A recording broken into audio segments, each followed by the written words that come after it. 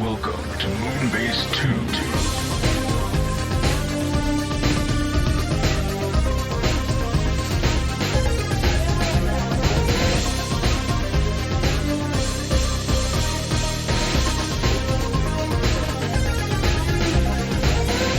Hello, everybody, and welcome to the Moonbase 2 podcast. My name's Andy, Corporate Commander TFW, and I'm joined this week by the man measuring at the height of 4 monkeys tall. It's Mikey G. Wolfie 3. Hello, Mikey.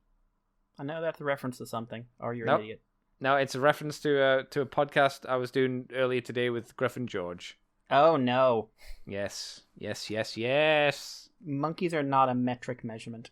That is not what our discussion came to the conclusion of. We came to the conclusion that monkeys were the best metric for measurements. See, they're non-standard. That's the problem. That's exactly. That's why it's the best unit of measurement. Your monkeys are non-standard. You need to establish what a standard monkey is. It's just whatever you find. Well, then you're not going to get an accurate measurement. No, it's fine. Don't worry about it. Also, like, your measuring tape will keep trying to run away. No. That's why you keep a handy stock of bananas and durians around you. You know they actually hate bananas, right? I think it depends, because orangutans seem to be really fond of them. Orangutans are depressed. They don't look depressed. I've watched the Orangutan Rescue School, which was really a fun little 3-episode show on Channel 4. Quite nice. They named some of them like Benny and Valentino were the troublemakers. Benny needed to go on a diet because he was a little fatty, and they showed clips of him like Benny's too fat and can't climb up trees, and they showed him climbing the tree, and the branches kept breaking, and he kept falling out of the tree, and I was like, silly fat orangutan. It was fun. I liked it. It was nice, and then it was in Peru, I think it was, and they'd have to do. Once the orangutans were fully trained in survival skills and whatnot to survive in the forest, they'd need to do like a 24-hour journey to take them to a wildlife sanctuary to kind of release them. Like 12 hours in the car and then another, maybe more than 12 hours in the car, and then the rest by kind of wobbly canoe boats. And I was like, oh God, it's rough. It was nice. Yeah, it made me think maybe orangutans might be the best of the monkeys. I'm not getting into that conversation with you. Because no one likes chimps. Chimps no are the one worst. likes chimps. Chimps are terrible. Chimps are the worst. If Chimps someone are the said, ones I that really break like your legs chimps and take your money. and bite off your testicles. Yeah, like if someone said, oh, my favorites are chimps, they look so cute, I'd be like, no. Chimps are assholes. Chimps are maybe the worst of the primates. They are probably the best example of why humans are kind of terrible to each other, I would say. Because aren't like chimpanzees cannibals as well, or can be cannibals? Yes. Yeah. I like bonobos. They solve everything with sex. Which are the really, really fuzzy monkeys? I remember there was a video of like a woman holding its hand, and it was going, fuzzy. oh. Really? You'll have to be a bit more specific. Like there's I'm not. It's like white, which again doesn't help too much. It might be a macaque or some form of capuchin. Maybe. Yeah, I'm just having a look online, and there's quite a lot of fluffy white monkeys. Not baboons, though. Baboons are, again, kind of in the asshole category. Is that right? Is that fair to say? Yeah, no, like, I knew a zoo where they got in baboons, and everyone there was panicking. Oh, no. Baboons are not only assholes, they escape more than almost anything else. Oh, really? Okay. So, I heard there was an orangutan in one zoo that hid a lockpick under one of its flaps and used to get out of its cage every night. Yeah. Which is kind of funny. Sitting in all the bars. Yeah. Picking up all the women. Getting them all pregnant because he's a Chad monkey. Yeah. Yeah. Monkeys, they're weird. Some of them are nice. Some of them are not.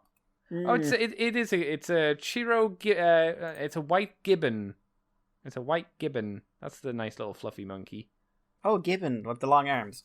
Yeah, they got long arms and weird feet, and they're all white and fluffy. They look quite nice. Loud feckers. Though they are very suspicious. There's one I've seen a picture of that looks really fucking like it's plotting. I'll send you the picture. It's sitting in a tree looking out there like it's ready to... Why isn't... Okay, it's sending it. Is it sending it? Come on, Skype, you can do this. It looks like it is planning like whether to throw like feces at someone or if it's like, you know, ready to steal some bananas or other food of some description. I don't know. Plan. It's got a plan. That's the power of the simple gibbon. Ah, the simple gibbon. The simple gibbon, yeah. Everyone fears him.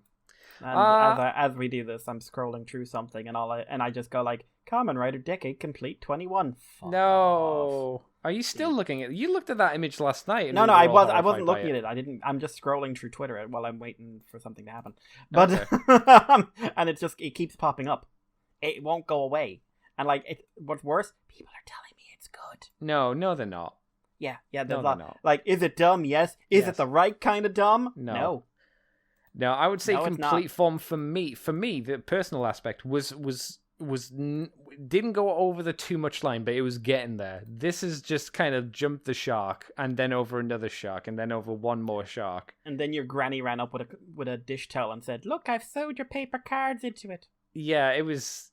It's a bad design, and it looks cheap. We all said, like me, you, and Jai all said it looked fucking cheap, and not in a good way. Looks so bad. Yeah, it's rough, man. Woof. But Mikey, we're here today to talk about Transformers, though there's not much to talk about. There's little bits here and there, bobbing about. Extreme little bits. Yeah, we're going to kick off with X-Trans bots showing the Fioravanti? Fioravanti. Fioravanti, which is a G1 Omnibot Overdrive, which is that the red one? I think that's the red Omnibot. I'll take your word for it. Yeah, the Omnibots are very unremarkable, even for their time. But it's a masterpiece scaled, because, of course it is. It's in test shot images, so there's not a huge amount here, and it's just in its robot mode. We don't see it in its vehicle mode at all. It seems like it has the boob gun, and it seems like the headlights can come up on it as well, and it's got very jazz-styled head design. Doesn't look very complex, though. No, looks pretty simplistic. I was surprised it said it was a masterpiece, to be honest. Yeah, X-Trans box, I think they do fairly straightforward design. I'll just have a quick Google, because most of their stuff is not super complicated. No, yeah, I'm pretty sure I remembered, like you said, they stick with pretty basic stuff. Do you remember if the quality is good on them or not? I think they're fine. I think it's one of those ones where I haven't really heard much, which is probably a good thing. For better or for worse. I suppose if you don't hear anything, then it's not awful. But if you don't hear anything positive, I suppose it's not extraordinary. We say that the first comment I see as I scroll down, I'm not a big fan of X-Trans box. They can be hit or miss. Oh, but they've been hit more recently. Oh, okay. Well, that's take it as it comes. I guess if you're gagging for something a little different but masterpiece scaled, I guess this is something. I guess it is definitely something. Yeah, although, what does masterpiece scale even mean anymore? Like, masterpiece goes down to deluxe size bots. I think masterpiece scale just means it works with whatever the official masterpiece line is. So this will probably be. I don't even know how big the Omnibots are meant to be, because I don't think we got them in. They were never in the show. If they were background. RC's supposed to be huge. Is she? I heard she's very tall for like much taller than people were expecting her to be. Well, she's meant to be the same size, like height wise, as Hot Rod, surely, right? Yeah, but I think she's heading more towards Prime side. Really? Oh, okay. Yeah, then I don't know what. Yeah. I don't think that toy looks good. Well, no. No, I did see a really cool mode where they had her in vehicle mode, but they had her hands out, and they posed it so the hands were being used as legs I like for that. the car. I thought that was good. That was stupid, but yeah. Makes me wonder how much actually is in that toy, because that should not be able to hold that kind of weight, but... I wonder how close it is to the Earthrise kind of thing, which I still wouldn't mind picking up at some point. I wouldn't say no to it. I was almost going to pick up Alita at one point, but... Oh, see, I have such an aversion to that series that I just don't want an Alita. I just don't think it looks good. Apart from the fact that it doesn't transform, I don't think it looks good.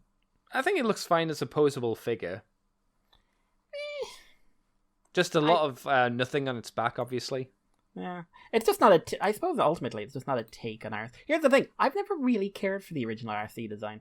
I don't think. Well, I mean, there are probably some people that have, but it's fine. I don't mind it. I think it was a good solid attempt for their first female Transformer. Well, proper one. It was an interesting idea when you don't have to work in a transformation or anything, I suppose. But basically, Princess Leia, but pink. But yeah, I mean, nah. the obvious comparison between Star Wars and that first Transformers movie, everyone's made it, and I think it's fair. But like I said, when Earthrise came out, I would much rather like a bulkier design for RC, because I liked a lot of her redesigns that make her like into the crazy murder lady. So I would much rather see a redesign of her, and then when people went, I don't understand why this toy doesn't work, I'm just like, well, you wanted her to look like that. Yeah, but obviously, to be fair, that's not what the Earthrise line is about. They're never going to do an IDWRC. The Earthrise line exists to annoy specifically me. Oh, don't worry, we're on to Kingdom now, so... someone cares about me. Yay. It's nice when that happens. It's nice. But Overdrive, he's coming. Cool. Mikey, Flametoys. Yes. Speaking of the lady herself. I thought I heard reeing this week. Was I correct? Was there rees on the internet? Oh, there's always rees on the internet. I actually know a ree quite well. Oh. You may know her as PC, but... Oh, right, yeah. That's her literal name. Don't ever... No, I thought her name was PC. That's the only name I've known her by. She is PC to me. Exactly. But yeah, Flametoys. They're quite busy this week. Yeah, it seems like it. One of which I'm like, okay, and the other which is like, why do you hate me? Yeah. Why do you hate specifically me? I've been nothing but kind to you. That's but why. Miss Sunsun or Sundari. So they have revealed design sketches for a figure I was not expecting them to do. Which is a Flametoys Fur Eye Model Kit RC. So this looks like it's by the same designer. I could check the original Windblade sketches, but I'm not going to. But this looks like it's by the same designer as Windblade. I think you're probably right, to be fair. Proportions are the same. I'd say you could probably do like swap out a few parts, and the legs might actually have a lot of similarity, crossover, and everything else. She's G1, but she's G1 stylized, more humanized in her appearance, sort of more. I sort of say more my comic book superheroine look, or like anime superheroine look. Yeah, it is not for everyone, and no problem if it's not. But for some people, it is, and. Again, like I did with Nicey, I actually did that little thing where I was curious to see how the non-Transformers fandom was reacting to this. Okay. And again, very positive. Lots of very loud ladies who draw porn, I'm assuming. Yeah, like how you always assume. Because all their accounts have like R18 next to it or something like that. So either they draw porn, are in porn, or share a lot of porn. Yeah, or all. Maybe they do or all Maybe of them. they're multi-talented. I'd do a D&D campaign as well or something. But yeah. I don't think we quite hit Melody. But for a model kit, so anyway, it's certainly getting some good press outside our circles, and in our circles it's basically the same thing that would happen with Nicey and Windblade. So if it hits you, it hits. If it hits you, it hits you, and if it doesn't, it doesn't. I don't judge, to be blunt. And I would always say, don't judge people based on their opinions on toys. But speaking of RC, I think this looks better than any of the RCs we've had recently. True, but I would also throw it's a bit dull because it just is RC and there's nothing else to it. I made sure there was a caveat compared to the RCs we've had. Yeah. I'd rather they did something like Prime or something, or really go to town on this and go nuts. But yeah, I'm still a little bitter over the Windblade Obies. But I think you could probably do something interesting. Like, I think maybe if you can have some other faces for her and give her some cool weapons, nice. Maybe that'll make her a bit more visually appealing. Because otherwise, it's just like a more anime RC, which is again perfectly fine. It's fine. Like, what if RC was Trigger? But which is fine. It's just like the thing about faces, like Flametoys tend not to do them. So I wouldn't expect some, but I would really like if they work something in like her backpack becomes cannons or something like that. Oh, that'd be cool. Yeah, like add in a bit of extra playability. They do shit like that all the time. Mm-hmm. So but hey, it's Flametoys. I believe the technical term is a simp. So when the pre-order comes up for this, I will definitely get in on that because I have never had a bad Flametoys experience. And they are kind of my primary provider of Transformers material at the moment. Assuming I don't get €50 spare to pick up Megatron at some point in the next few weeks. You need to get your pre-ordering on Smiths soon then, because I'm sure he'll be out of stock on Smiths for a while after that. True. But so anyway, RC, what do you think of her, Andy? Apart from the fact she's very G1. I mean, it looks good. It looks like it's going to fit in well next to the Windblade, obviously, especially being done by the same designer. As I mentioned, yeah, it's a shame it's just RC, but for a lot of people, that's fine because a lot of people like RC quite a lot. I guess this is the closest that we're ever going to get to the Legends RC as a figure. So, well, I was about to say, Andy, what if, right? This yes, retooled into what? Nightbird. Might be Nightbird. I mean, yeah, why not? Why not? With a stand that shows something in front of her like a banana skin. I mean, that would be good. I don't think that would happen, but I think it's not a guarantee. But you could do something with Nightbird out of this. Legends Nightbird. Yeah, I'd be down with that. Yeah. But any of the other female Transformers would be nice to have a figure done. Again, Flame War. Never a bad choice. Yeah, Flame War would be awesome. You could retool this into Chromia without much bother, I'd say. Yeah, I always feel bad when they just retool instead of making their own unique thing, but, I get why. But I find it interesting because, as we're going to touch on the next story, the boys are being moved into the action line. Yes. The three boys we knew were coming. Yeah. And RC's been in, the RC is the next figure after Windblade, by the sounds of it. So I'm curious to see who else is in the pipeline, to be honest. They're actually announcing a lot. Say again? They're actually announcing a lot of figures at the moment. There's a lot on the coming, maybe not even coming soon, but we're working on this, so this is the one that will come after. Because do we even have a release date for the Windblade? I can't remember. Her pre-order's up in March, I believe. Okay, and then she's probably out 2 or 5 months or something after that or something. Yeah. So RC, I'd say maybe mid-year or something like that, depending. I don't know. It depends how far they are through the process of making RC. But yeah, Flametoys continues to plod along making stuff. But speaking of stuff, they've also revealed the first promo images of the 4i Action Leo Prime or Leo Convoy, whichever one you want to call him. So this is a heavily stylized Leo Convoy in kind of like a weird, heavily caped knight look, for want of a better term. We saw the prototype for this a while ago, but this is we finally get a look at him all colored up and I guess nearly finished, basically. Yeah. And originally this was all listed as a model kit along with Primal. So I someone heard someone heard the podcast and went, "Oh, Mikey wants this. I guess fuck him then." Yeah, this will probably come in at about 150. Yeah, unfortunately, yeah. Yeah. So yeah, this is going to be an action figure. It's not going to be a model, so it's going to come fully painted. Everything else.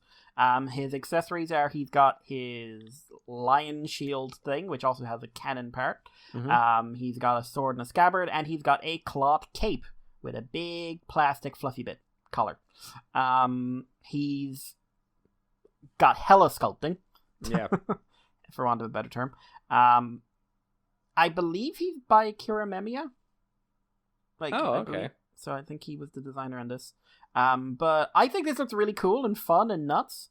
And I want to buy it, but you moved it to a different line. And I want it, but I can't get it if it's here. I guess the benefit of moving it over to this line is you wouldn't have got the cape or the fluffy bit. True, absolutely. Which is a shame because it really does add quite a lot to the figure's look, I think. That looks really, really good. Gives me a weird King Arthur vibe to it. Yeah, I get that. The round table stuff. It's nice. Night of some table. Yeah. So, any other thoughts on him, Andy?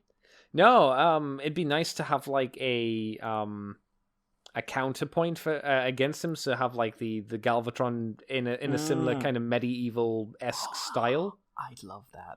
Yeah, maybe hinting at looks of Mordred or something like that. Yeah, I if you followed up with a Megatron, a Galvatron, and a Magmatron on these three. I wouldn't be able to buy them on this line, but I would be oh, well done. Yeah, we could visually appreciate them, but not afford them. Yep. But yeah, the Big Convoy was teased back when these guys were announced, so I'm assuming he's going to be the next one I'll announce for the line. That makes sense. I mean, it's a fairly safe bet. Yeah. So if you can afford this, I hate you. It feels like there's not been a lot of Decepticon releases though recently from them, or is that just me? No. Well, like, what was the last Decepticon one? Let's not include Seekers, because Seekers are just like multiples of one mold. Well, they had Megatron, who they released added. Well, it's just they swapped stickers. And Bug Bite, Devastator. Okay. The really weird Devastator. Which my mold completionist on Flametoys means I will pick it up at some point. But it's the only one that looks like out of place compared to everything else. Yeah, the designer went a bit nuts in it. It's the proportions, I think, more than anything else. It's gone for like really skinny bits versus really bulky bits, which that's right. Yeah, the line hasn't really gone for. But like except maybe for the first Optimus, but it still kind of works. But yeah. So anyway, Flametoys, Fury Action, Leo Prime. He'll be out there at some point. Yeah, you Action Masters. Andy, take us on. Okay, so we got some images of Thundercracker, the Masterpiece one, which is MP 52+. We have a list of the things he's going to come with. Let me run through them. 2 null beam cannons, a replacement face, which is surprise, a replacement face, which is a smile, and a replacement face, which is ridiculous. I'm not sure which one ridiculous is. I think it's the face. I don't know how that is ridiculous, but okay, sure. Cool. Effect parts A, B, C, and D, which whether it's jet bits from the back or energy blast effect parts, that's what those are. 1 adapter, 1 display base, obviously with the adapter clicking on there. Display base B, because there was display base A. A character card, a support, again, I think, for the base, and an instruction manual. So kind of what you would expect. Doesn't seem like he's coming with anything desperately unusual. So sorry, Mikey, no dog. But I think we all knew that was going to happen. Oh, fuck everyone then. Yeah, pretty much.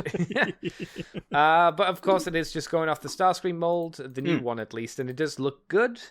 Yeah, it does. It looks decent. Like, no new parts as far as I can tell. No, I'd be surprised anyway. It is just a straight repaint as it was back in day. In fact, I think they took out a face. Do you? Maybe. I mean, obviously it doesn't come with his crown or any of that crap. They took out the half smile face. Oh, fair enough. Okay. Well, there's another one. I'm sure in like a month or 3 months' time we'll be talking about Skywarp, so... Oh, I'm going to put money down. It's going to be Acid Storm first. Why do you think it'll be Acid Storm first? Because Skywarp always gets fucked over with releases. Always. I'd be surprised if that was the case. Well, I'd be surprised if it was Acid Storm to be released next. How many years did we get Sunstorm before we got an Acid Storm? Before we got Skywarp, rather. And the last one. In which line, do you mean? Any time the Masterpiece has been done, we got someone we shouldn't have gotten before Skywarp. In fact, every time we've had a Skywarp, he's usually the odd one out in terms of release anyway. To be honest, I couldn't tell you because when I remember looking at these things, I remember Starscream, and then it's just the other ones happen. And because it's so inbuilt in my mind that they just happen at some point, I just, me trying to remember or care about, it's this one that's out now. Especially for a line I don't collect, it just doesn't mean anything. You know?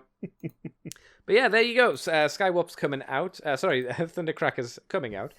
We have a price and release date as well. So open orders will be from open only from the 14th of January to the 22nd of February. These because he's a Takara Mall exclusive, so tough titties, I guess. Going to be rocking in at 275,000 yen, which is approximately $264.27. And he's apparently going to be shipped late September. So got basically a year until he actually comes home. But if you want to buy him, you're going to have to get the cash up quickly. But, I don't know where like Western people get the Takara Mall exclusives from if they want to pre-order them. I imagine most of the time you have to Bai, go through I think sellers. It's quite big. Bai is quite a popular website. Oh, okay. Well, there you go. Bai will do it then. There you go. That's the Thundercracker. What about the last 2 bits of news, Mikey? Because yes, Yeah. we're already nearly done. Yep, these are pretty quick. We've got images of a possible War for Cybertron deep cover, which is a black and blue repaint of one of I think it's Is it Earthrise or War for Cybertron Sideswipe? I think it's Earthrise. Generation Sideswipe. Seen here in a Generation Select box. This is based on an eHobby exclusive version of character. Cool, but why isn't it black and red? This one's based off another Diaclone version, isn't it? Oh god, don't ask me. I'm pretty sure. Like, E-hobby... I heard people rumbling. Well, it was eHobby, probably, yeah. Yeah, so it's another Diaclone one. So it's like, okay, not for me. Like you, I think a G2 version is the only one that matters. Yeah, I don't like the cover, the color mix. No, black and dark blue don't really pop well together. But again, I make very much sense for a Diaclone whatever version of this guy. He's in part of the Interplanetary Personnel Exchange Program. What a title! What a cool title. I guess he doesn't get bullied at school for that. Yeah. I hear there are a lot of people that are really happy when these Diaclone colors come out. Cool, good for them. Yeah, it's good that Hasbro's catering to that, but I can't imagine it's. Maybe I'm wrong. But I would be surprised if it's a really large audience who are like really gagging for all of the versions of the Diaclone toys. But again, easily could be wrong. I don't know. I'm surprised we haven't seen like a disgusting lime green version of Grapple yet, because that was a thing, wasn't it? That was an eHobby exclusive. Yeah, I think back in the day. The weird Constructicon colored one. That's right. Yeah. And then we've got like an Ultra Magnus we could get in the future, like the P yellow version that was translucent. Do you remember that? Yeah, that was the hobby. That was the thing that they could do. I think we're guaranteed for a Diaclone City Commander. I think that's gonna happen, right? Hobby is weird. It is, yeah. I was actually thinking, like, do I want to get the Earthrise / Kingdom, whichever one it is, Ultra Magnus, since I never got the original one? Like, oh, maybe. I don't know. I hear people. I can't remember. Did people say good things about the Siege one? Since that's the same mold. God, I don't know. No, I'm not sure either. Honestly, I know some people weren't happy with the Galaxy Convoy version because they said it wasn't as solid as they'd have liked. Okay. But I wonder if that transferred over to Magnus. Anyway. Yeah. Well, like Magnus came first. It did, yes. Yeah. So. But sometimes remolds get worse, obviously. True. Sometimes they're better. Sometimes it's weird how it works. What's the next bit of news then, apart from like a Diaclone Sideswipe? Yep, we have G2. So we the rumor mill, based on product codes and information from a fella called JT Prime 17, is that we are going to have Generation Select's Voyager G2 Ramjet. Okay. And Deluxe Transmutate. I was talking to Jai about this last night, and we were trying to figure out what they do for Transmutate, since they don't really do new or like. It's rare that a figure gets a remold for Generation Select, and I can't see how you would do. Actually. What's that? I'm trying to think. Are there any Select figures that were like remolded? Not fully. I mean, we've had like Rotostorm, who had a new head. Yeah. The gold fast track has a very, very minor change to its head. But yeah, apart from that, it is largely repaints. But yeah. And I don't know what you do for Transmutate. What do you do for that? Don't know. Well, I don't know about remolding, but I think I know what mold they'll use. What do you think? Although I think they'll use RC. I was suggesting Black Arachnia. No, I don't think they're good because she's too distinct, I think. And plus, last time they did a Transmutate redesign of something, they based it off of RC. Okay. Back in the day, back in Prime. Remember Prime? No one remembers Prime. It didn't happen. I watched during the week Decepticon Deaths, a video just like deaths of different Decepticons. One was Megatron, and just like, God, when he dies in Prime, it's so affecting. It's so well done. When Beast stabs him. You will never take anyone's voice again. And I remember being so upset because, like, not Megatron. Yeah, and you were like, where was this voice throughout the entire show? He sounded really cool. Yeah, followed by a movie where he was an engaging and enjoyable character, and I was banging my head off a wall. And you're like, God fucking damn it, live action movies. Fuck's sake. He we could have had Terry McGinnis as Bumblebee the whole time, and it would have sounded great. And then when you do make use of him, you put him in a substandard show where he's the best bit of it, but it's not his fault. That was our ID, wasn't it? Yeah. He was the best bit of that show. I mean, there weren't many good bits from what I remember, but I'll happily say that he's just a good actor, so he's got a really good voice, so that's fair. But yeah, like I would expect her to be an RC just because I think Black Arachne is unlikely. Okay. I think actually you're more likely to get like Black Arachne redone into... Oh, hang on. No, I was going to say there's that card with the color change on it. Yes, the one I mentioned last week. Yeah, but the colors are wrong, aren't they? Yeah. They wouldn't match. But I think they'd go with RC as well because it would be fairly generic looking. Okay. And it would be the girl. I was trying to think of something super spindly, and Black Arachne is spindlier than even RC. Oh, yeah, but I think... But I can see where you're coming from as well. And I mean, she's voiced by Sue Blue, so you could always go with that as well. And, like, you're never... Unless they do a new mold, we ain't getting a good version of Transmutate. I mean, Transmutate's one of those things where I'm like, I personally wouldn't want a figure of Transmutate. Very good episode, but not like a design where I'm like, shit, I want a toy of that. Oh, no, I never wanted a toy. Like, No. I think red would be a good place to put a Transmutate figure. Actually, yeah, that's not too bad of an idea. I still wouldn't really want one. No. Like, I never liked the character that much. I just thought it was really good character stuff for Silverbolt and Rampage. Yeah. I mean, what was there to transmutate? It's not too significant as an individual. No, it's what it does to the characters around it that makes it significant. But yeah, we did say we wanted G2 Ramjet if they were going to do it, so that's cool. Yeah, definitely. I might pick that one up. Where's my G2 Thundercracker? I'm never happy. What was G2 Thundercracker? The one with the jet plane on their back. Or do the Shattered Glass Thundercracker, actually. That's... Because do you know what I'm thinking of? I'm thinking of Action Master Thunder. I'm thinking of Action Master Thundercracker. Oh, okay. I was going to say, like, yeah, if you want to do Action Master Thundercracker, I'm fucking down with that idea. That's a great idea. Yeah. Yep. Another Gridman toy out of the way. Yeah, technically, it's true. I was actually getting really annoyed at myself for not getting the Shattered Glass Optimus Prime as well this week for some reason. I was like, God damn it, I want that figure. I was thinking during the week, just because I was checking my shipment, just like, oh, we haven't got delivery from Heathrow UK yet because everything's held up because Brexit and COVID, so it's a double whammy. But I was just thinking, like, 4 or 5 years ago, if someone had said we're doing a Shattered Glass mainline toy, you and I would have jumped out a window. Yeah, we wouldn't care. No, we were tired of it. I remember distinctly. We were really exhausted by, like, all the BotCon Shattered Glass toys. All you need is good media to go along with it. And oddly enough, it wasn't Shattered Glass media that went along well with it. It was an entirely different show. All you needed was from fiction that wasn't shite written by Pete Sinclair. Who couldn't write. Just so we're all clear.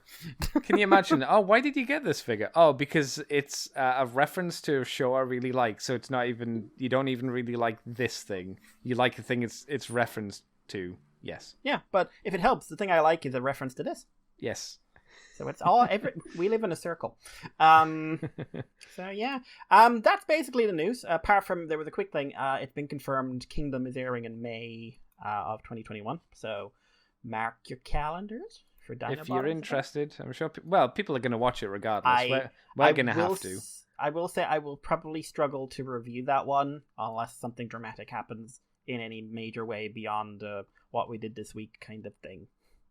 Oh, for Kingdom, do you mean? Yeah. Oh, I'm sure there'll be plenty of like errors and mistakes we can point out and laugh at. I mean, I'm sure there will be, or maybe, but my energy was gone. Doing Earthrise because there's nothing to say. Do you really think there's going to be much to say in Kingdom? No, Because I doubt it. I'm not looking forward to it. I don't think I can do like an individual show in it. Just like I'll do a quick thing of just like it was good, it was bad, but I unless it blows my mind, I will not have the energy. That's fair. And well, I think we know what's going to happen. I don't need to tell you what's going to happen. I think we all know. I am suspicious. Yay!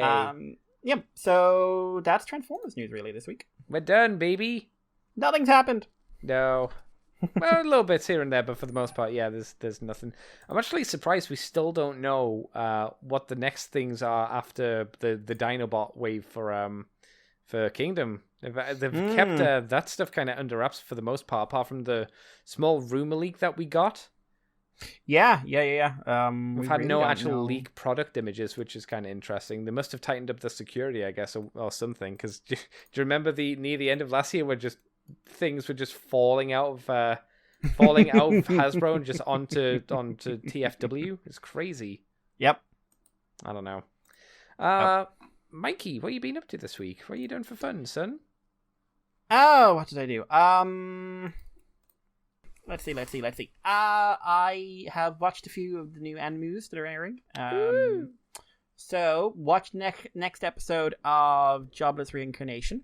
Is that the OG Isekai one? Yes, okay. the OG Isekai, watching for historical purposes. Aha. And I have to admit, there are things to criticize. One thing I don't find it critical, but oh boy, is it going to cause I do not want to be the guy managing the anime fandom for the next week. Oh. How this episode opens, which is we basically get the backstory of the protagonist. Mm-hmm. Very, very quickly, and coming from the age it came from and everything else, I suppose it's fine, but you can really see how it's even more wish fulfillment than a lot of isekai there. Okay. Because basically, we see him at his father's funerals going on, and he isn't there because he's a shut-in, and he's at home having a wank. Literally. And then everyone at the funeral breaks in, smashes his computer after seeing him watching porn, and kicks him out of the house, and then he gets hit by a truck while trying to save some students who are crossing a road and not paying attention because Truck-kun don't care. No, he'll take any lives. Yeah, so it was also a moment to show, he is kind of decent in his own way. ... And then followed by him listening to his new parents having sex, going did they ever stop? Wait, so hang on, does he live on his own, or did No, he's 4. He's 4 at the start of this episode. No. When he's in the normal world. No, he was living in a house. Okay. But he got kicked out of it. Okay. I thought he was living in his own house, so when you said they came and kicked in his door, I was like, wait, did they go around to his apartment just to kick in his door? We get into that a little bit. But Okay. yeah, and then it turns out his magic teacher is also wanking, listening to his parents having sex. Ah, So, that's awkward. Yes, so he doesn't mind because she's quote unquote cute. But obviously I can imagine that the anime fandom is having fun with this one, shall we say. Probably, yeah. So looking at the show as a show, it's kind of interesting because those kind of moments and stuff like that, those are things that other isekais have been emulating for years, either by dialing them up to 11 or dialing them back, but still emphasizing little bits of it. And the shut in with the wish fulfillment element, of course, is it's in the fucking genes. Sure. To the point where it's so frequently sort of reversed and subverted and stuff like that. With Shield Hero, which was not about a shut in, which is a normal guy who was in the wrong place at the wrong time. But to be fair, he didn't die. He just opened a book. So yeah. it gives you the lesson, kids. Don't read books. Don't read and avoid trucks. Yeah. your enemies are knowledge and motor vehicles. I think that's a good message. Beware of trucks. To be fair. So it's interesting. We do get his backstory, and he had an actual phobia of going outside. Okay. Because he was abused in school by his classmates, which is done in the most extreme make fun of the fat kid way. Cool. in to the point with one of those visuals. Do you remember that gambling show? The one with the crazy lady. Yeah, and who got aroused by gambling. But everyone was incredibly unrealistically awful to each other. Oh yeah. There was an element of that in this.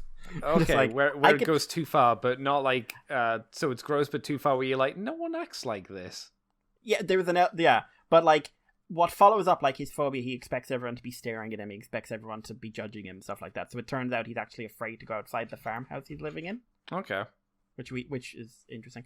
So when it's that bit was too heavy-handed. The sex bits were almost too silly for the episode, because the episode itself is quite sincere. Right. Because it's about him forming a relationship with someone, getting past a fear, and then having to say goodbye to someone at the same time.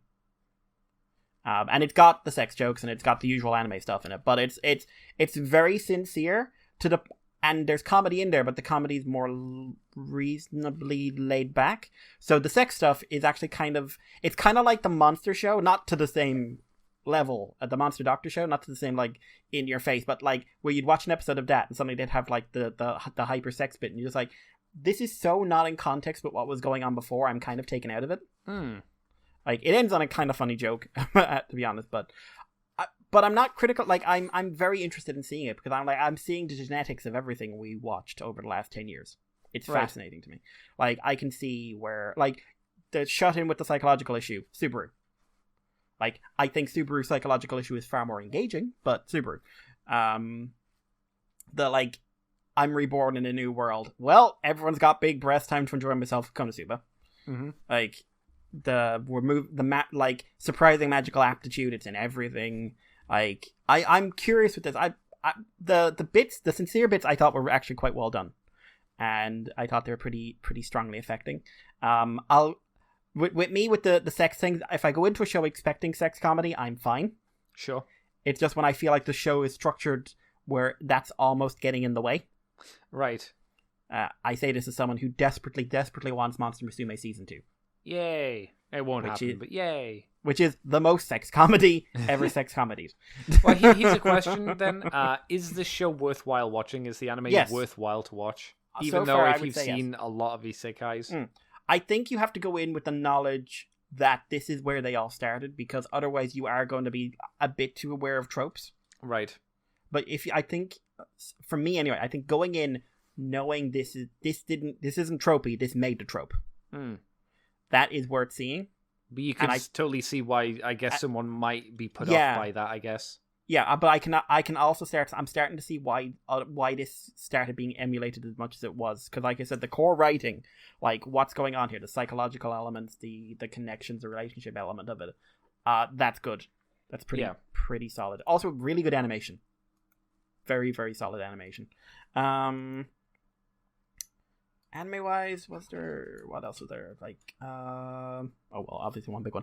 But today I watched first 2 episodes of a show called Back Arrow, which is one of the only mech shows in the last year. Oh god, there ain't many of them. And I saw someone do a thing like one of those memes where just like there's not much mech shows, and they're just putting up pictures of like all the mech shows that have been out, and I'm just like, a lot of those are upcoming, so we don't know when they're coming out, and half of the ones you're showing is like 3 over a year. How many isekais have we had? Not enough, clearly. Yeah, Back Arrow feels like a 2000s mech show. In a very good animation for the humans. Robot animation's a little bit CG for my taste, and so the designs are a little bit in almost a Tiger and Bunny kind of vibe. Oh, wow, okay. If you know what I mean. Like, no, only old people have seen that show. Oh, we are old people, Andy. I know. How old's that show, Mikey? It's getting a sequel. What, Tiger and Bunny? It's coming up soon. What the hell? Yep. How old is that show? How old season 1? Holy crap. It's old enough that people were calling it Kamen Rider Double at the time.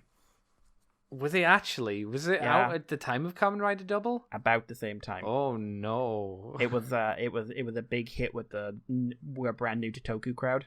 Oh, right. I mean, that makes sense. I remember liking Tiger and Bunny a lot, though. It didn't feel like it needed a sequel, though. I thought it wrapped itself up quite well. Yeah, but like, listen, it's probably nearly 10 years now, so let them do what they want. Oh yeah, totally. Yeah. But yeah, hang on, did you say as long as it's good? As long as it's good, that's my caveat these days. But so Back Arrow, basic story is that there is a world surrounded by a ginormous wall. Okay. According to everyone inside it, there is nothing beyond the wall. Oh, it's Attack on Titan. But I'm not angry at it. But inside it's the world. They call it the world. It's divided into 2 major countries and one sort of little neutral bit in the middle. The 2 countries are at war. One country is based off Edo era Japan. One's based off medieval Europe. And the little neutral bit is basically Wild West. Okay. And cowboys and stuff like that. So somehow they managed to make this into a space western without going to space. And yeah, every month or so, these mysterious drops appear. No one knows where they come from. They think they're coming from the wall somehow.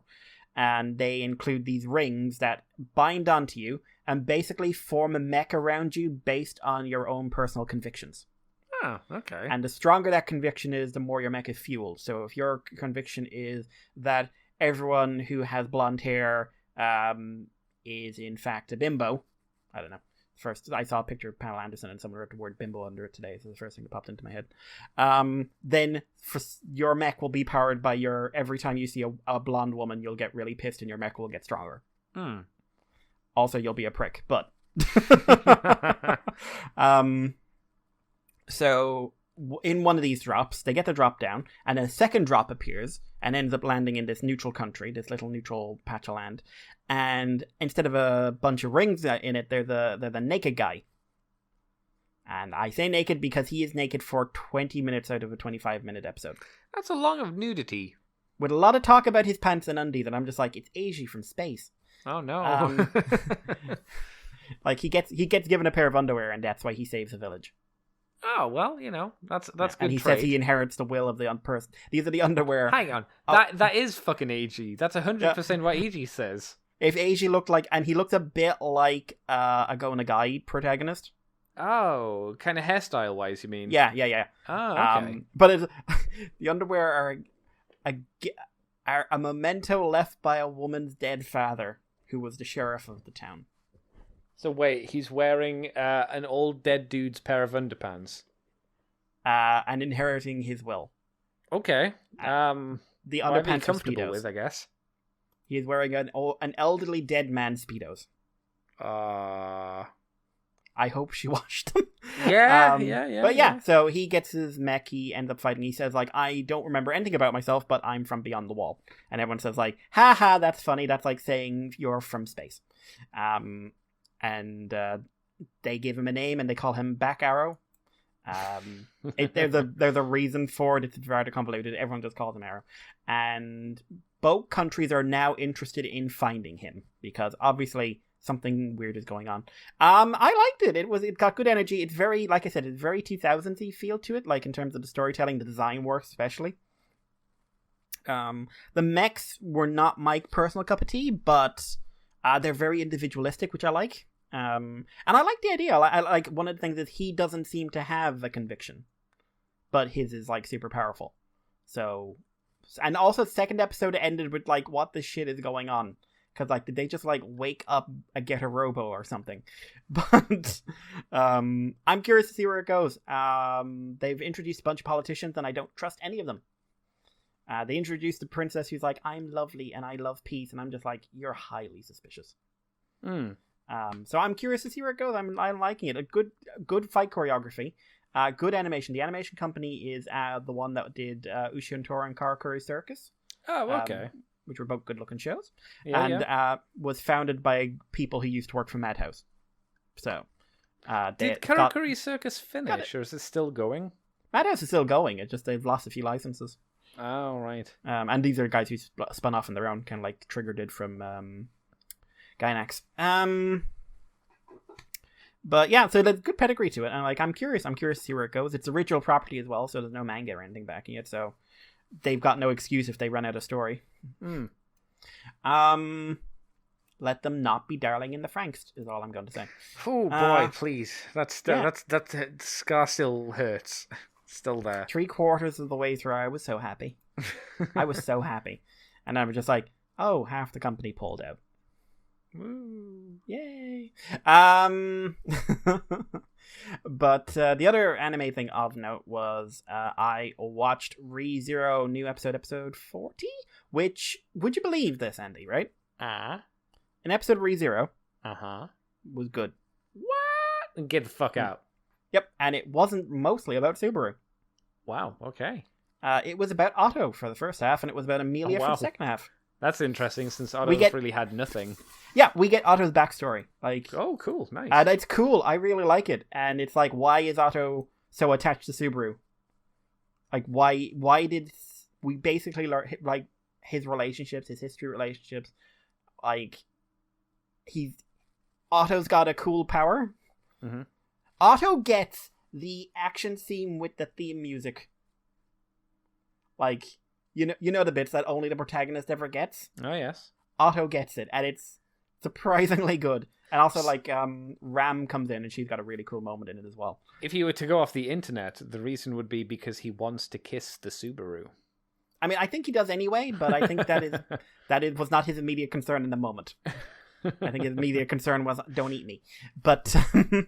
Well, he said, don't eat me to Subaru.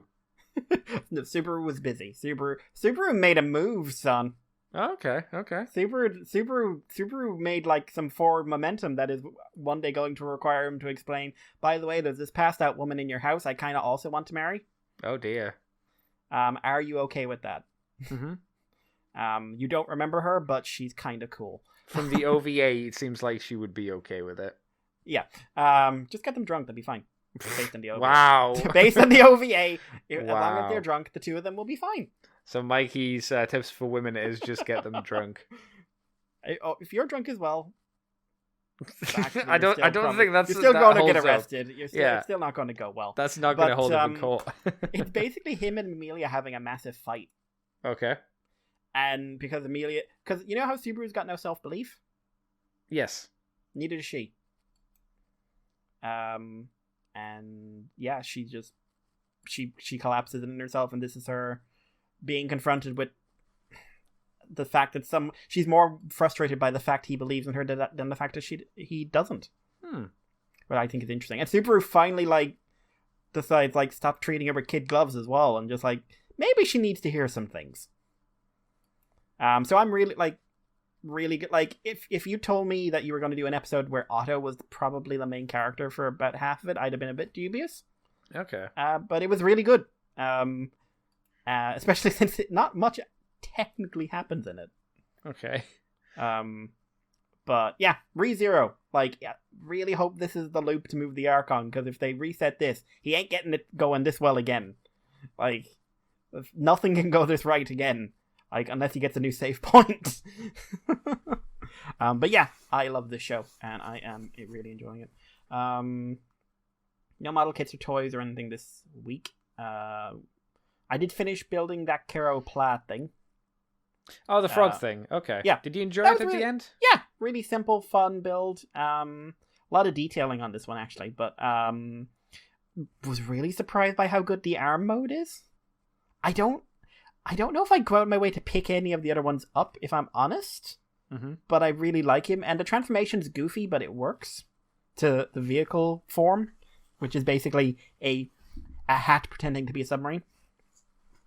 But yeah, I did get a game, and I have been playing it a little bit addicted during the week. A tad, it seems. A tad. So I have been playing Gundam Breaker 3 for the PS4. Yay. Which is the second to last console game for Gundam Breaker. It's Japanese exclusive, but there's an English version that you can buy. And yeah, basic story, you are in a Gundam tournament. Yeah, it's build fighters. Basically. Yeah, it's build fighters. They've just brought in something about a virus, but I don't know how important that's going to be. I don't know how long the game is either, because I keep replaying bits. Yeah, you're grinding, which is the right thing to do. I wouldn't say the story's gripping, but it's one of those games where the point is there are something like 250 plus suits in here. Yeah. And you have complete freedom in how you combine them. You've got loads of customization, loads of color combinations. You've got accessories out the wazoo, for want of a better term. And it is kind of crazy how many attacks you can have on one Gundam. Or one mobile suit, whichever one you're using, you know? Oh, yeah. I've got one, and it's including add-ons and, like, natural abilities. 12, 13 attacks? Mm-hmm. In a hack and slash game, and those are completely like lasers and missiles and kicks and chops and extra weapons and a gravity well whip. Yeah. And I've now gotten into funnels, which are so I've just stuck the back of a Legend Gundam onto like 3 different Zeta suits. Bad guy Zeta suits, of course. And now it's like this hulking behemoth. But yeah, I think... How many suits am I on now? 8, I think. Because I started with something really simple, just a GM, one of the really basic ones. And then I did a kind of Viking custom one. 2 crossbones, because of course. One which is basically what if the crossbone was a dragon, so every vaguely dragon-esque Gundam in the game that I could find. Mm. So he's got Epion wings and dragon Gundam arms, and I think the legs are from the Versago. And then the other one is like, what if a crossbone had a Trans Am system? Because everything in that game feels like you should... Like, Trans Am is, again, pretty powerful, it feels. Yeah, like Build Fighters, or Build Divers, actually. Build Divers was obsessed with Trans Am. I fucking love it. Yeah, and I've got, like, Byerland, a cross between a Byerland and a Rick Diaz, and last night I did a Wing Gundam, which is basically all, like, the 4 different versions of Wing that are in the game all combined. Okay. With How a many Trans of the Am master legs. grades have you got? Because None they are yet. different. I don't know how to unlock those yet. You just have to fight them. Because I've beaten master grade, but they keep giving me high grade parts. Yeah, I'm pretty sure it's a random drop rate. I can't remember. Okay. I can't remember. It's been a while since I played, unfortunately. Yeah, and like once you get enough parts from a kit, you can then buy it in the shop, so you don't have to like completely grind if you're just looking to 100% the game. Mm-hmm. But yeah, I'm enjoying. Like, it's just nice creative things. It's fairly mindless as well, which can be very relaxing. And the combat's surprisingly good. Yeah. It's not like terrible. the only thing I'd say is like there's level design repetitiveness going on. Yeah. But I live with it. Like, they do add in different enemies are in every level, so it's not like you're up against the same grunts all the time. And I tend to have ones that are all power, not much defense. So I like, if I'm up against something with like laser cannons, I'm fucked. But it's fun. It's fun. It's a fun game. I wish they gave some sort of descriptor for what half these abilities did. Yeah, it's not very good at explaining itself or any of its systems, really, unfortunately. Yeah, so I have got to like the wiki open half the time or something like that. Oh, yeah. But yeah, no, I'd say if you're into mech games or if you want a good building experience in a game, it's actually worth a try. It's a really good like tester for like if you want to make your own Gundam custom. Yeah. That's where I got the idea for the crossbone dragon. Yeah, it works. That was an idea I had ages back. The only issue you'll find is like obviously you go, this looks really good, and you go, it's based on an old kit. Yeah, like the only thing with it for me is like some of the kits I'd like to try that out on aren't in this game, but they are in New Breaker. No, and that's by a different team, an American team, where apparently they all fucked it up. So yeah, but anyway, that's me for the week. What about you, Andy? What did I do this week? Let me think with my brain stem. I actually am fully caught up on Attack on Titan. I watched it all. Watched all of it. I enjoyed it. So it was fun. You're a bad person. Season 1's very much a roller coaster ride of it doesn't really care about its characters. And you kind of come out of season 1 like, I don't know who anyone is. Anyone. Season 2 changes up its format quite a bit. And it gets much more drama-y political stuff. The Titans are still there, but they're more of they're not as big of a focus where the first season was like, screaming in your face about it. And season 3 again, season 3 part 1 was different, and then part 2 was a combination of season 1, season 2, and season 3 part 1. And this kind of nice mix of all the things. And now we're on to season 4, which is coming out at the moment, which I'm sure will turn into season 4 part 1, as is the way of things at the moment. And again, it's a very different show than season 1. You complained about the mystery box secret for the longest time. And yeah, I don't think it hides its mystery too well, even though it does kind of lean on it. But after season 1, it's not as big of an issue. It's just like a goal to get to the basement to find out what's there. And I think the idea behind it is well enough implemented into the show. I do think it's a decent show, and it's very well animated. It's a very good looking series. Yes, it does do good animation. Yeah. That would be what I would say, like, that is its selling point, in my opinion. I would you only saw season 1, so I would disagree with that. I know this. I've read the manga basically. I got bored one day and read the thing, and I hate the story. I do. I genuinely hate the entire story of Attack on Titan. Okay. But so for me, reading the manga was pain. Okay. But it was Okay. it was at a time when I was willing to do that. I am no longer quite so self-destructive. But I know where the story goes, but I think it would have been easier if I was able to watch it because the visuals would have worked. Because you can't deny when the animation's good in that show, it is something else. Oh yeah, it's like top tier. It's like one of the best animes that are on the market at the moment. One of them. But I just never again. Okay, that's fair. Yeah, I've enjoyed it from what I've seen of it. I'm glad. Yeah, I am happy that you are a what's the word I'm looking for? Normie. Oh wow. Okay. Jeez. I don't think any of the normies are watching it now because of the 4-year delay between season 1 and season 2.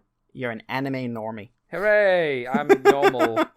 I'm what's considered normal in certain circles. Let that float you by.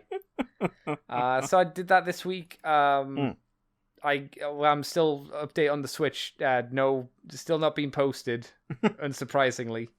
So I think we're back in that situation where they've taken my money, but they don't actually have it in stock, which I'm pretty sure is the case again. Ha ha ha. Hey. Amazon has done that before with me. Not with as expensive a product as this, but Yes. Which is a bit annoying. But I'm not. I think it might be worth just keeping it on there because it's the cheapest price I've seen for that bundle. I don't know. It's one of those weird things. I'm not sure exactly what the best course is.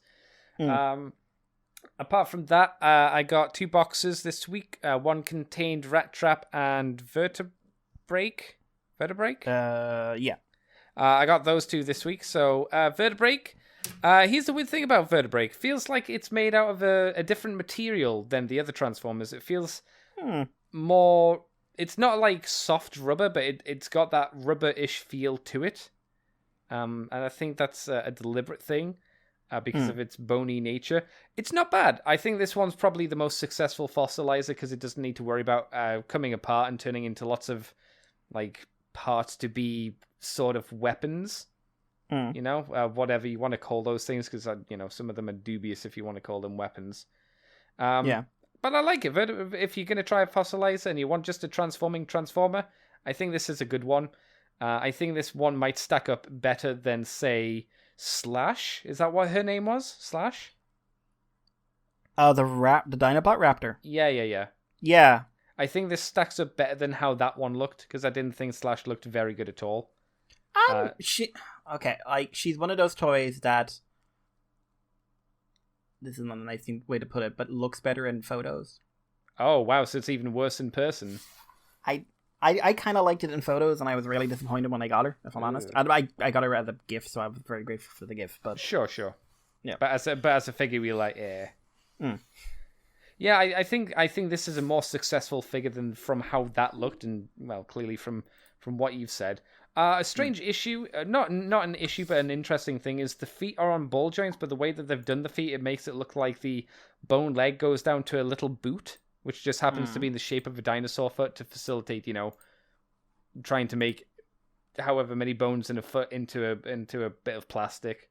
So it does look a bit silly at that point, but no, I think if you're going to try one fossilizer, this is probably not a bad one to go for. It's fun.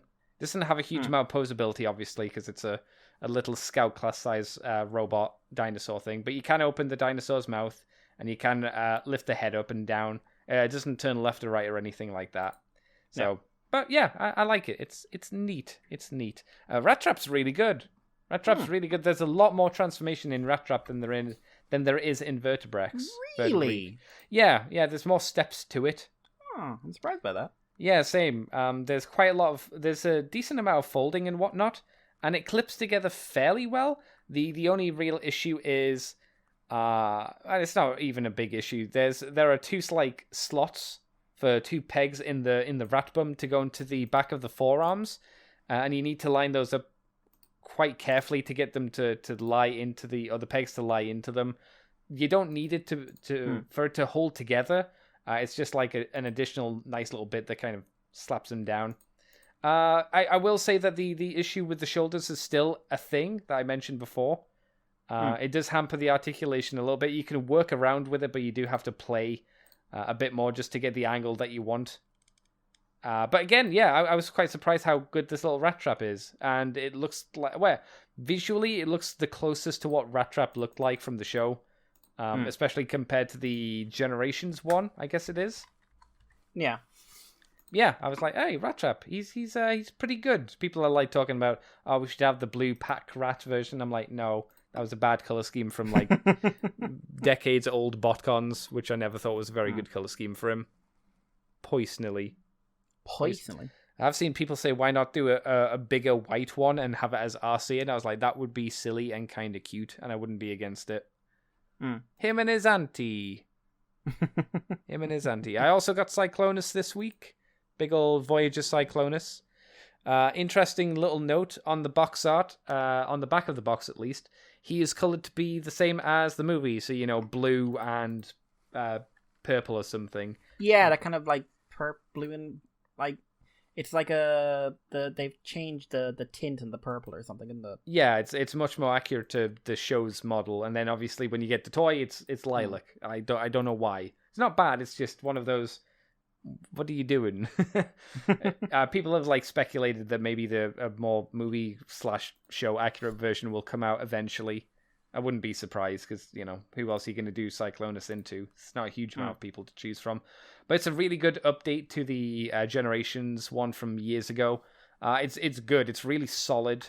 The only issues with mine are, I guess, it's not really an issue. It's just a mild concern. There is a stress mark in the pin for the ankle rocker on the bottom of one of his feet, which is a little bit of I don't know.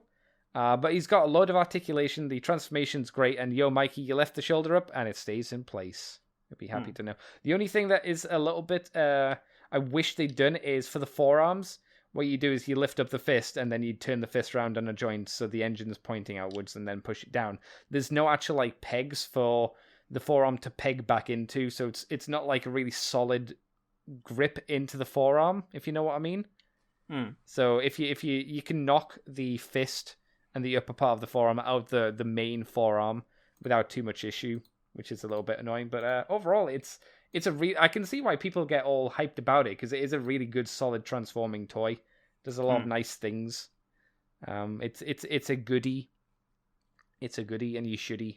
That's what I say, Mikey. Those gun is very boring, but then again, the G1's gun was also very boring. Yeah, it's the only G1 figure worth picking up in the series, if you ask me. Yeah. I mean, I'm not going to find any arguments here. I know that for sure. I know that for certain.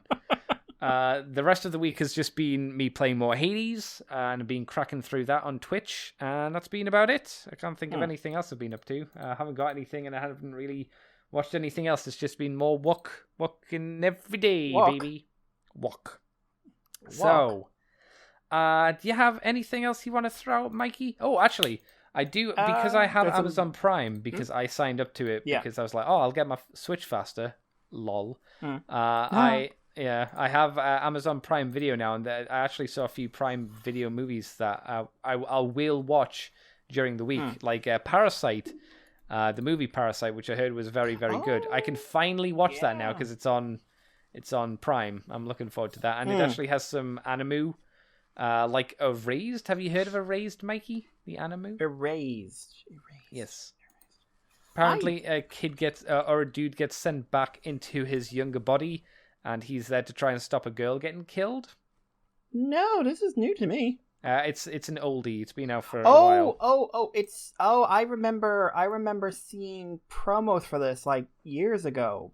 Yeah. 2016 this came out. I've been meaning to watch this for literal years. Yeah, same. Yeah, I hear nothing but good things about it. So I'm like, okay, I can watch that now because that's on here. And there was another anime on here as well that I saw that I was like, oh, I may as well watch that. It was not Sonic X, and it was not Beyblade. Like Sonic X. That's fine. I have no inclination of going to watch Sonic X. Gotta go fast. You gotta go faster. You gotta go faster. I think there was one other anime on here that I saw that I was like, oh shit, I need to watch that, but I Was can't it see it off the top Psychopaths? of my head. Because Psychopaths is on everything. No, Psychopaths isn't actually on Amazon Prime, Oh. at least for the UK version, from what I can see. Mm. They had the Otaku Office Love Show that we both watched that we thought was quite nice. Great show. What? Great show. I said great show very quickly. Oh, I thought you said ratio. I was like, is it called ratio? I don't think so. Oh, that was the other one, The Count of the Monte Cristo. There's I an hear that's a good anime? anime. There's an anime of the Count of Monte Cristo. Yeah, it's called Gang Kutsuo, The Count of the Monte Cristo.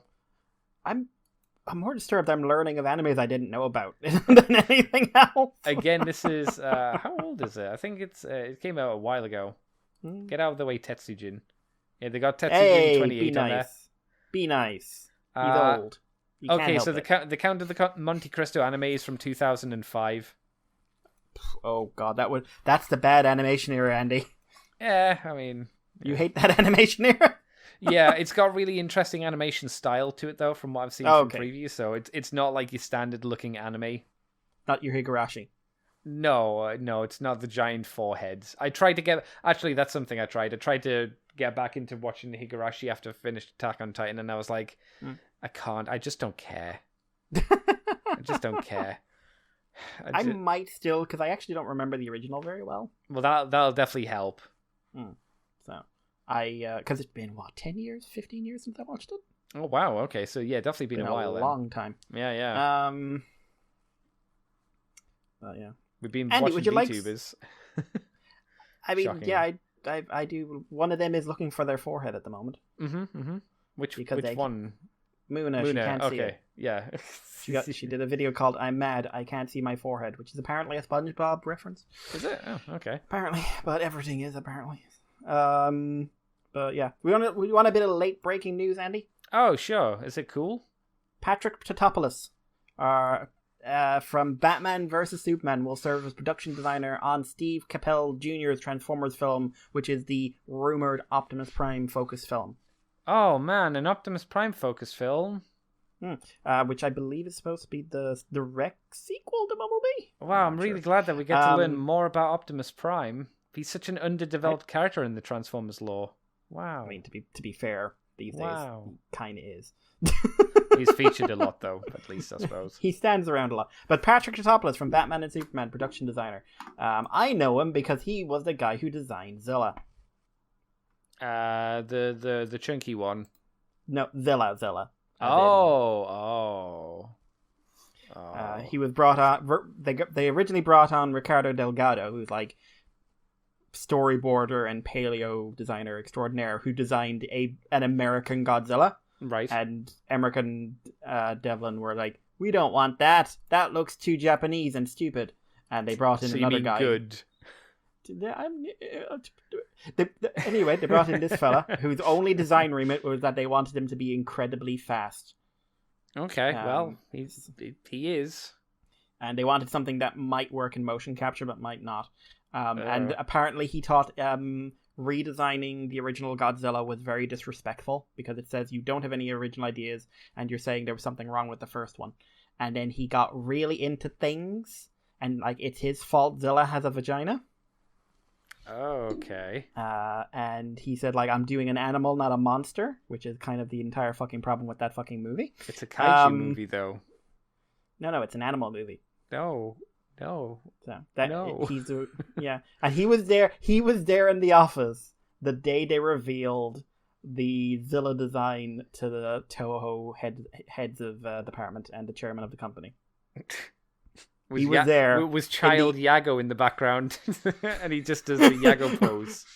Yeah, my dreams have died. Father, I have an idea to make a Godzilla movie and let the Americans make it. What could go wrong? This is why Yago wasn't a business CEO for the longest time. In 1995, all you could hear was "Dame Dame." But yeah, apparently what happened in that office meeting was they literally just ripped it off a maquette. They did a maquette of the Zilla design, ripped the thing off, and everyone was stared very quietly for a lot of minutes, and then said, "Please come back tomorrow." Yeah. And the only reason this design got through, because, slight spoiler, they all hated it, is because they said, we have only so much time in production, and this is not, there are no small changes to be made. If we want to change it, basically throw the entire thing out and start again, and they don't have time. So they approved it. Because they didn't have the time to tell them to do it right. Oh, God. Woof. So, Batman and Superman was not this guy's greatest crime. No, but you could add it to the list quite easily, I suppose. I mean, I don't know. The look isn't really important in that movie, is it? I mean, there are a lot of things that aren't very good in that movie. The look is an extra bit of icing on the cake, shall we say. As it looks like a Zack Snyder film, so yeah, you know. I'm not a big Zack Snyder fan, so what can you say? No, he's terrible as a director. He's like, the best thing he's ever done is that Sucker Punch one, and that's a real hard movie to defend. I would much rather defend or attempt to defend 300 than I would attempt to defend Sucker Punch. 300 is so like Sucker Punch. I at least there's weird visuals, and there's a gem of an idea. 300 is someone's okay comic book done badly. I couldn't defend either of them, to be honest. I mean, 300 can be defended for the memes, I suppose. Yeah, they made more memes than Sucker Punch did. So I guess it lasted longer. For better or for worse.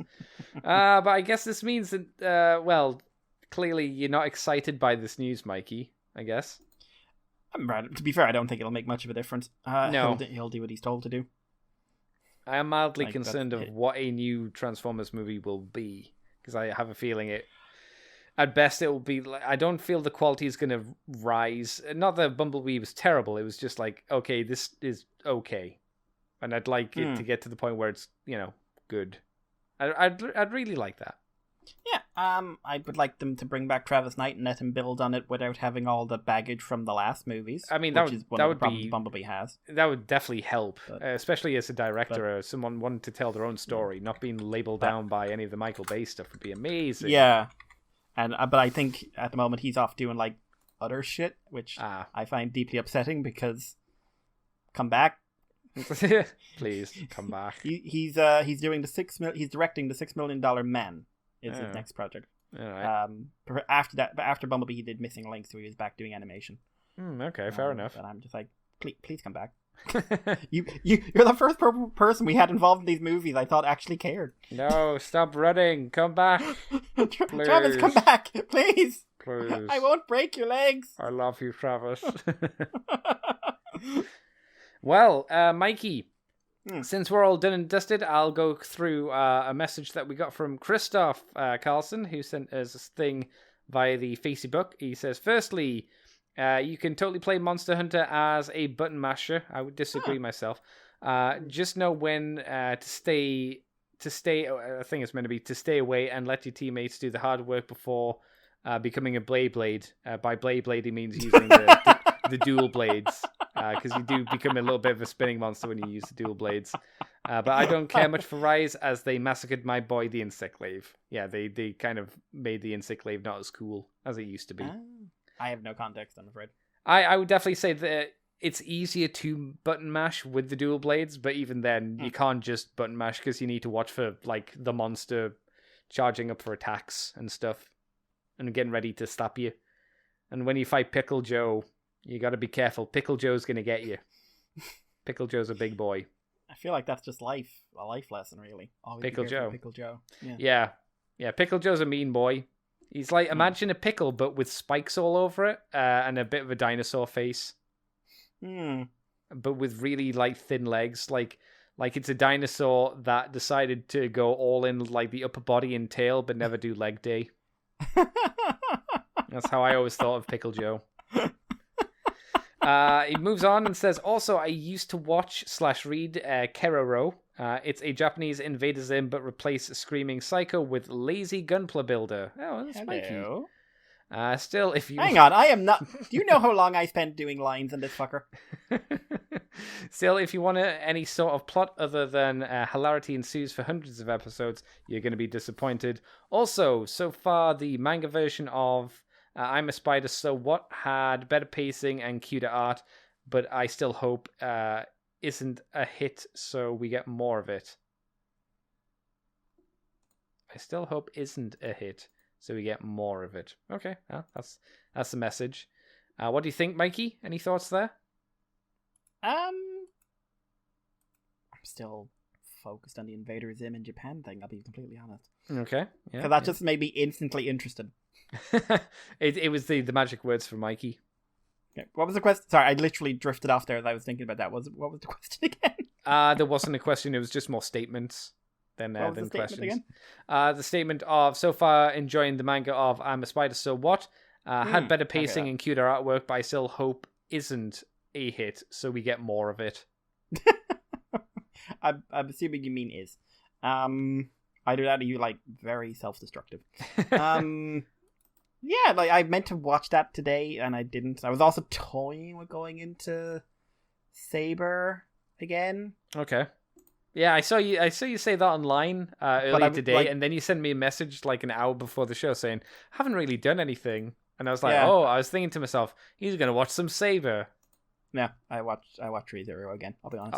I thought you were going to play Gundam Breaker, to be honest. No, the TV's used at the moment. Fair play. Damn people. Damn humans! I'm shaking my fist at my door. I prefer ferrets. But, I mean... Yeah, I hope it does well. It's the existential problem of being anime fan since as long as I've been in it, and spoilers, I've been in it longer than most of you have been alive. Oh shit. But when you get into a series and they run out of material to adapt, or they're too far behind to adapt, just stop and they can't be bothered, and they go read the manga and they never do anything else. Yeah, they stop and they say like, "Oh, we'll give them time to catch up or whatever," and then they never go back to it. And we're in the days where unless you're some big shonen, no filler. Yeah. Filler as a mainstream thing has kind of died off in anime. Thank God, I would say. Like, My Hero Academia is probably the most popular shonen going at the moment. Yes. And its anime has no filler because they just stop. And yet I find it dull.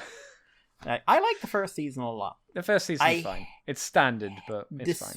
Despise Bakugo. Oh, yeah. Sane people do. Yes, he is the Sasuke of that series in that everyone tells me I should love him, and I want him to get arrested and get locked away. Like, if it's between the two of them, I think I could tolerate Sasuke more than Bakugo, because at least he's emo and quiet and crying in a corner somewhere. Then Bakugo, who's just an unrelenting asshole. See, that's the difference then. If it's between the two of them, I'm just going to go and get Vegeta and have him kill them and then solve my problem. That's fair. We also have a message from Tentamon4. Goes, yo, I want to address some talking points Mikey brought up in his Mandalorian woo-woo. Like, Mandalorian. Dude, the show was never going to be unremarkable, as it's the first live-action Star Wars TM TV show, trademark TV show. It's kind of unremarkable. Yeah, I would agree. You can be TM unremarkable. I would say it's unremarkable enough that I didn't watch the last episode because I was so kind of bored by it. Baby Yoda ate the Mandalorian and gained his powers. Oh man, that'd be a good idea. There can only be one. People were gonna talk about people were gonna talk a lot about no matter its quality. I assume it's meant to be talk about it a lot no matter its quality. Well, yeah, obviously it's Star Wars. Especially because it's not animation like Clone Wars or Rebels. Search your feelings, you know it to be true. That's the Star Wars thing. I get that. I get it. Reference. Anyway, I have a theory why people don't post much about mediocre shows. They simply don't want to waste their time on something meh stuff when they're going to be mad and / or happy about something. And then it also goes on to, that's it. Also, so you want to hear about Osiris, Andy? No, not really. I just think it would be. I think this is to do with I've mentioned while I've been playing Hades that it would be neat to have some games based on Egyptian stuff. because Greek mythology and Norse mythology are the go-to, and I think like Egyptian mythology is pretty cool. So it'd be nice to have a game where it's the focus, not like there is the mention of Tomb Raider. I don't want it as like a setting. I want it as like you are interacting with the gods, like in God of War, or in Hades, where you're actually kind of communicating with them, or you are them, for instance. And the closest you get to like a mythological game is a really crappy fighting game. I can't remember what it's called, but you can play as Jesus, and you can play as Santa Claus, and you can play as Sif, and it's a 2D fighter. Jesus has like the two parts of the cross still stuck to his hand, and he uses them like boxing gloves. Okay. Yeah, it's not good. It's not good. It's one of those really low budget ones, but it's kind of funny in that it's like, wow, this is weird. You're just kind of there scratching your head, go, oh, someone made this. Okay. But yeah, there we go. That's our show for this week, unless you've got anything, Mr. Mikey. No, we got a little bit of feedback to do with the Mandalorian show, but again, since that's... oh man, you're striking up controversy all over the shop with the Mandalorian, Mikey. It's basically a follow-up from the same guy that I have to respond to. But, so I will respond to the follow-up and everything else. But, obviously, like, if you haven't been on Patreon, you don't know what I said in that show, so... Yes. Apart from what I said here, but shut up. So yeah, so nothing too relevant right now, I'd say. Well then, where can people find you on the internet, Mr. Mikey? You can find me on Twitter as Irish Paleo, and you can send us any feedback you want on Facebook and Twitter, on the email address moonbase2@gmail.com, on Libsyn, on everything else, and presumably on Patreon as well. Cool. You can find me on Twitter, CCTFW, YouTube as Cobra Commander TFW. You can find this podcast on the Moonbase 2 forums. We're on Twitter, iTunes, Facebook, Libsyn, YouTube as Moonbase 2 Transformers Podcast. You can also head over to ccbunker.weebly.com if you want to go through that way. And you can head over to patreon.com/moonbase2, and you do $2 each month. You get the extended version from the Files of Teletron 2. You also get it a week early. I'll need to put up the free version at some point this coming week, so I'll need to do that, I suppose. And I mentioned the Moonbase where we talk about non-Transformer things in more detail. If I didn't, we also do that. You probably have. And you can also find me on Twitch as CCTFW, where I usually stream most nights from 11 o'clock in the evening UK time to about 1 o'clock, half one-ish in the morning. So there you go. Thank you, Mikey, for coming on and then joining me and having a little chatty-wattity about some Transformers stuff. Just wish more Transformers stuff actually happened. Yeah, I mean, we're early into the year, so this is the dry spell, as it usually goes, until the toy fairs kind of start kicking up. And since they've been delayed because of COVID, who knows when the interesting stuff will be about again. But, we'll be here. We'll be talking about things, hopefully entertaining peoples. So until next time, thank you very much for joining us. Hope you've had fun, and we will see you next week, everybody. You are now leaving Moonbase 2.